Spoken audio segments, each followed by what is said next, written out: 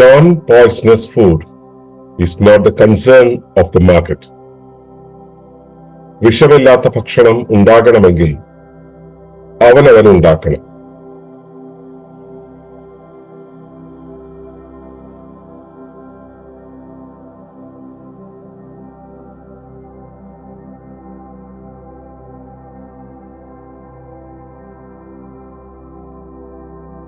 തുടർന്നു കാണുന്നതിന് മുമ്പായി ഈ വിഷയം ഇഷ്ടമായെങ്കിൽ ഒന്ന് ലൈക്ക് ചെയ്യുക, കമന്റ് ചെയ്യുക, ഷെയർ ചെയ്യുക.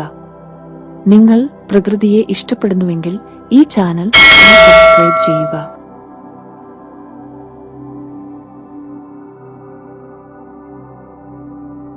ഏവർക്കും നമസ്കാരം.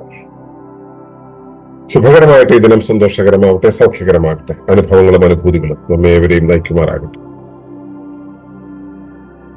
ശുദ്ധമായ ഭക്ഷണം എന്നുള്ളത് ആധുനിക കാലത്തെ ഒരു മനോഹരമായ സങ്കല്പമാണ്. കാരണം ശുദ്ധമായ ഭക്ഷണം എന്നുള്ള സംഭവം നമുക്ക് കിട്ടുന്നില്ല എന്നുള്ളത് ഭൂരിഭാഗം പേർക്കും അറിയാം. ഭക്ഷണം കഴിക്കുന്നത് ശുദ്ധമായിരിക്കണം, ആരോഗ്യത്തിന് അതാണ് നല്ലത് എന്നും നമ്മുടെ നാട്ടിലുള്ളവർക്ക് പരിചയം ഉണ്ട്, അല്ലെങ്കിൽ അങ്ങനെ ഒരു അറിവുണ്ട്. അതുകൊണ്ട് ശുദ്ധമായ ഭക്ഷണം ജനങ്ങളിലേക്ക് എത്തിക്കാനായിട്ട് യത്നിക്കുന്ന കുറച്ചു പേരുണ്ട്. ശുദ്ധമായ ഭക്ഷണം ജനങ്ങളിലേക്ക് എത്തണം, എല്ലാവർക്കും ശുദ്ധമായ ഭക്ഷണം കിട്ടണം എന്ന് പറയുന്ന ഒരു അവസ്ഥയുമുണ്ട്.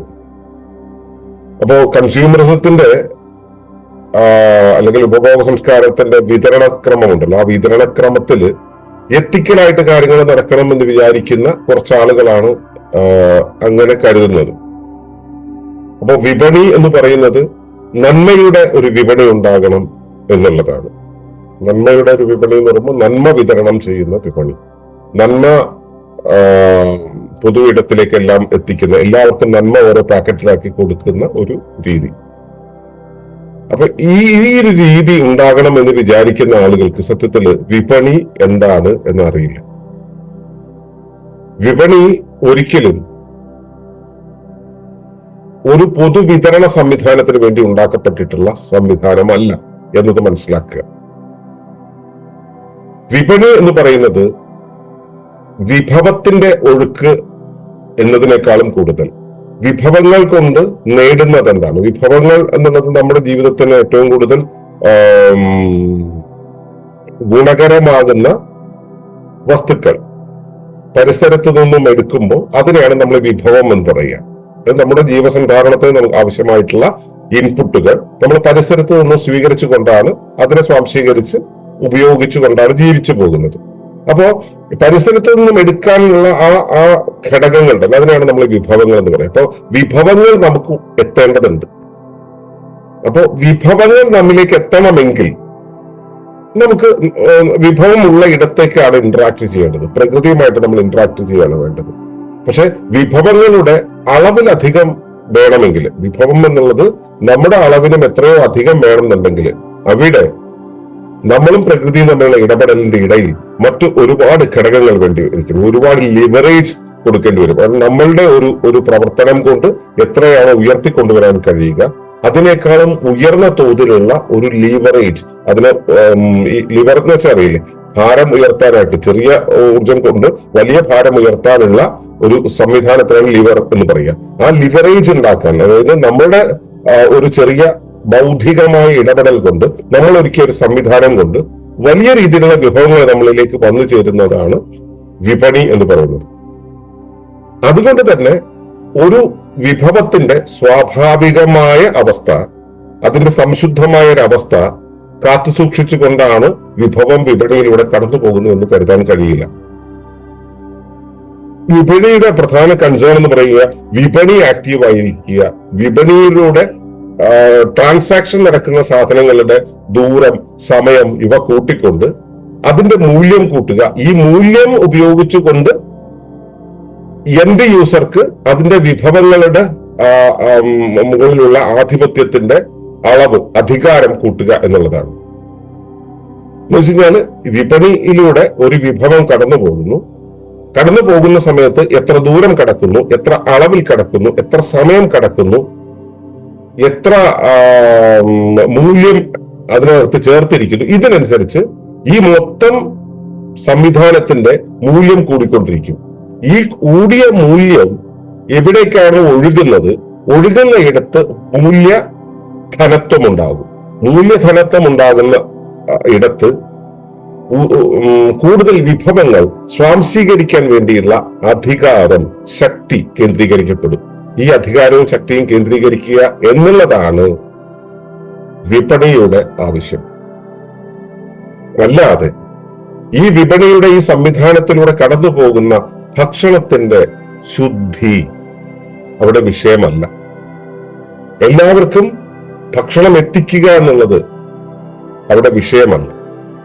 ഭക്ഷണം നല്ലതായിരിക്കണം. ഭക്ഷണം മാത്രമല്ല, എല്ലാ വസ്തുക്കളും, വിഭവങ്ങളെല്ലാം, ഇപ്പോൾ നമ്മളെ ഭക്ഷണത്തെ മാത്രമല്ല വിഭവമായിട്ട് കാണുന്നു, ഒരുപാട് ഘടകങ്ങൾ വിഭവങ്ങളായിട്ട് കാണുന്നു. ഈ ഘടകങ്ങളെല്ലാം ശുദ്ധമായിരിക്കണം എന്നും നമ്മളും പ്രകൃതിയും തമ്മിലുള്ള ഇടപെടലിന്റെ ഇടയിൽ അതിന് ആഘാതമില്ലാതിരിക്കണം എന്നൊക്കെ പറയുന്ന എത്തിക്കലായിട്ടുള്ള ഒരു കാഴ്ചയുണ്ടല്ലോ, അത് വിപണിയുടെ ഭാഗമല്ല. വിപണിക്ക് അങ്ങനെ ഒരു സംവിധാനമില്ല. അങ്ങനെ ഒരു സംവിധാനം ഉണ്ടെങ്കിൽ അവിടെ വിപണി ഉണ്ടാകില്ല. ഇപ്പോ നമ്മുടെ കൂട്ടത്തില് ഒളിമ്പസിന്റെ ക്ലാസ്സുകളൊക്കെ കേട്ടുകൊണ്ടിരുന്ന കുറച്ച് ആളുകൾ നമ്മുടെ ഉൽപ്പന്നങ്ങൾ, നമ്മുടെ ഇക്കോ വില്ലേജിൽ ഉണ്ടാക്കുന്ന ഉൽപ്പന്നങ്ങൾ വെളിയുള്ള മാർക്കറ്റിൽ വിൽക്കില്ല എന്ന് പറഞ്ഞതിന്റെ പേരിൽ പരിഭവിച്ചു പോയവരുണ്ട്. നമ്മുടെ ഉൽപ്പന്നങ്ങൾ വിപണിയിൽ വിറ്റ് കാശുണ്ടാക്കണമെന്ന് പറയുമ്പോൾ നമ്മളും ഉപഭോഗ സംസ്കാരവും തമ്മിലുള്ള എന്താണ് വ്യത്യാസം? നമ്മൾ നമ്മുടെ ചെടികളെ ദ്രോഹിച്ചുകൊണ്ട് അവരെ അനുചിതമായി വളർത്തി അവയെ അനുചിതമായി അവയിൽ നിന്നും സ്വീകരിച്ച് ക്രോപ്പ് ചെയ്തെടുത്തിട്ട് അതിനെ നമ്മൾ വെളിയിലേക്ക് കൊണ്ടു കൊടുക്കുന്നു. എന്തിനു വേണ്ടി? മൂല്യം കിട്ടാൻ വേണ്ടി, പണം കിട്ടാൻ വേണ്ടി. അപ്പോ ഇവിടെ ജീവിക്കുന്ന ആ ജീവികളുടെ ജീവ അവകാശത്തെ കുറിച്ച് നമ്മൾ കൺസേൺഡ് അല്ല. പിന്നെ നമ്മൾ ഡീപ് ഇക്കോളജിയും ഇക്കോ വില്ലേജും പറഞ്ഞിട്ട് വല്ല കാര്യമുണ്ടോ? വിപണി എന്നുള്ള സംവിധാനത്തിന് ഇത് വിഷയമല്ല. ഇവിടെയുള്ള ചെടികളുടെ ജീവൻ, അവയുടെ അവകാശം, അതിന്റെ മുകളിൽ മനുഷ്യൻ കാണിക്കേണ്ടുന്ന ധാർമ്മികത, ഈ കാര്യങ്ങളൊന്നും തന്നെ വിപണിയുടെ വിഷയമല്ല. അതുകൊണ്ട് തന്നെ ഭക്ഷണം എന്നുള്ള വിഭവം വേണ്ടി വരുന്ന സമയത്ത് വിപണിയിലൂടെ കടന്നു പോകുന്ന ഭക്ഷണമാണെങ്കിൽ അതിന് ഉണ്ടാക്കിയെടുത്ത് വെച്ച് ഉപയോഗിക്കാനുള്ള സംവിധാനമില്ല. ശരിയാണ് എന്നുള്ളത് നിങ്ങൾക്ക് മനസ്സിലാവുമെന്ന് തോന്നുന്നു. നിങ്ങൾ കഴിക്കുന്ന ഭക്ഷണം നിങ്ങൾ ഇരിക്കുന്ന ഇടത്തുണ്ടാക്കിയതാണോ എന്നുള്ളത് ആലോചിക്കുക. അവിടെ ഉത്പാദിപ്പിക്കപ്പെട്ടതായിരിക്കില്ല. നിങ്ങൾ നിൽക്കുന്ന ഇടത്ത് നിങ്ങൾക്ക് കിട്ടിയ രൂപത്തിൽ ഉപയോഗിക്കുന്നതാണോ? അതുമല്ല. അതിന് പരിണാമം സംഭവിച്ചിട്ടുണ്ട്. അത് ഉത്പാദിപ്പിക്കപ്പെട്ട സമയത്ത് ഉപയോഗിക്കപ്പെട്ടതാണോ? അല്ല. അതിനും മാറ്റം വന്നിട്ടുണ്ട്.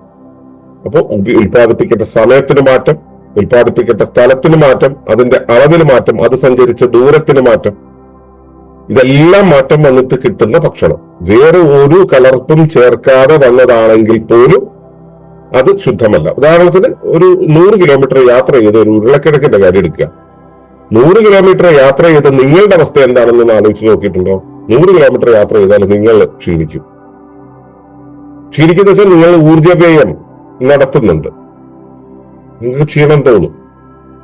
ഈ ക്ഷീണം ഈ ഉരുളക്കിഴങ്ങിനും ബാധകമാണ്. അത്രയും ദൂരം യാത്ര ചെയ്യുന്ന ഉരുളക്കിഴങ്ങിന് ആ ക്ഷീണം ഉണ്ടാവും. അത് വെച്ച് പാചകം ചെയ്യുന്ന ഭക്ഷണത്തിനും ഈ ക്ഷീണത്തിൻ്റെതായ കണികകൾ കാണും. അതായത് ഊർജ ലബ്ധി ഇല്ലാത്ത, ഊർജ ഉൽപാദനം ഇല്ലാത്ത, അല്ലെങ്കിൽ ഊർജത്തിന്റെ അളവ് ഇല്ലാത്ത രീതിയിലുള്ള ഒരു കോമ്പൗണ്ട് ആയിട്ട് അത് മാറും. അതിനാണ് നമ്മൾ പിന്നീട് കഴിക്കുന്നത്.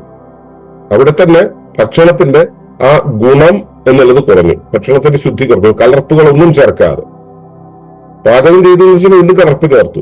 നമ്മൾ പല വിധത്തിൽ നമ്മൾ അതിനെ ഭക്ഷണത്തിന് ആൾട്ടർ ചെയ്യുന്നുണ്ട്.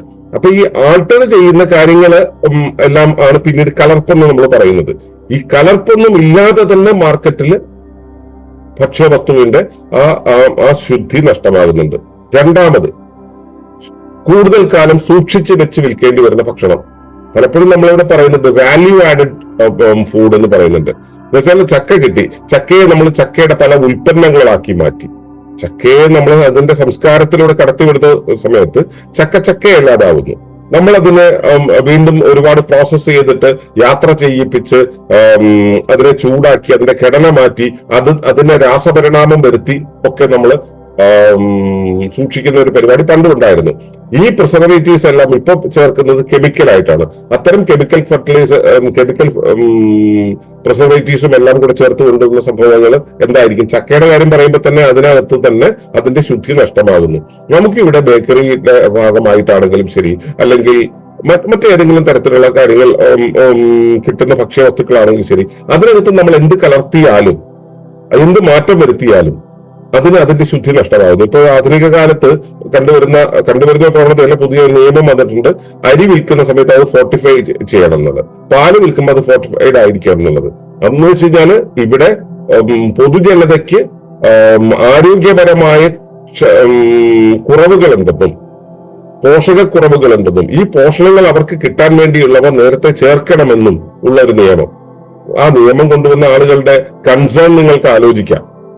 നമ്മുടെ ഇവിടെയുള്ള ആളുകളുടെ ആരോഗ്യത്തെക്കുറിച്ച് സർക്കാരിനും ഈ നിയമനിർമ്മാണം നടത്തുന്നവർക്കും എന്ത് കൺസേൺ ആണ് ഉള്ളതെന്നുള്ളത് സാധാരണക്കാർക്ക് മുഴുവൻ മനസ്സിലാവുന്ന കാര്യമാണ്.